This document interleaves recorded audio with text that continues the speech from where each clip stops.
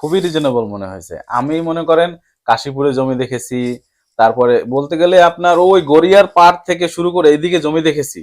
তো এটা একটা অবিশ্বাস্য প্রাইসে সালাম মিয়া হাউজিং জমি বিক্রি করতে, যেটা মানে কি মানে অবিশ্বাস্য বলতে গেলে কি, এটা ভাবাই যায় না যে এত স্বল্প মূল্যে মানে কি একটা শান্তির নীড় করতে পারবো সালাম মিয়া হাউজিং এ। ওনারা যে যে বিজ্ঞাপনটা যে দিচ্ছে যে সালাম মিয়া হাউজিং শান্তি আর শান্তি, আসলেই আমার ওয়াইফও আজকে দেখতে এসেছে, এসে সেও কিন্তু বলছে যে না, ওনাদের ওই বিজ্ঞাপনটার সাথে শান্তি আর শান্তির মিল আছে। বাহ বাহ বাহ, তালি তালি তালি, চমৎকার চমৎকার। তো অবশেষে একদিন আমি হঠাৎ করে রাতের বেলা সালাম মিয়া হাউজিং এর একটা পোস্ট পাই আর কি। তো পোস্ট দেখে আমার বেশ ওদের উপস্থাপনাটা ভালো লাগছে, এবং পোস্ট দেখে মনে হয়েছে যে না, ওনাদের যে কথাগুলো বলতেছে সত্য কথা।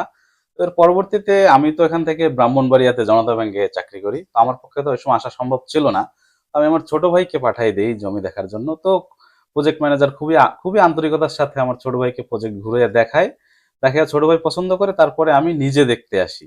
নিজে সরজমিনে দেখতে এসে আমারও মানে খুব ভালো লাগে যে প্রজেক্টটা খুবই একটা মানে বসবাসের জন্য খুবই সুইটেবল জায়গায় আর কি। তো পরবর্তীতে আমি ওনাদের কাছ থেকে সমস্ত ডকুমেন্ট নিয়ে আমি আমার ব্যাংকের প্যানেল আইনজীবীর কাছে যাই।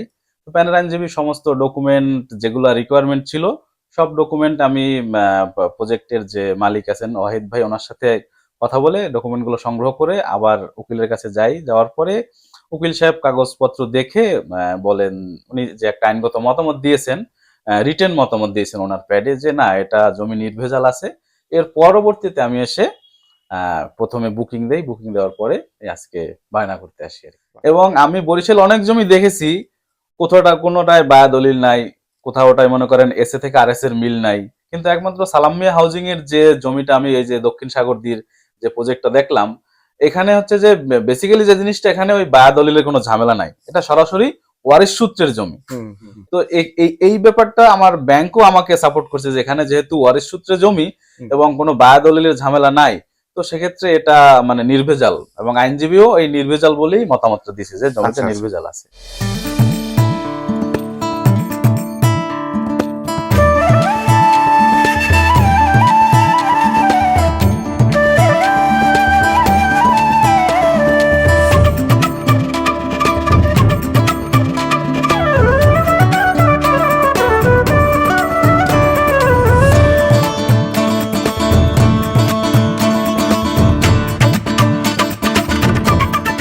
সালাম মিয়া হাউজিং, শান্তি আর শান্তি।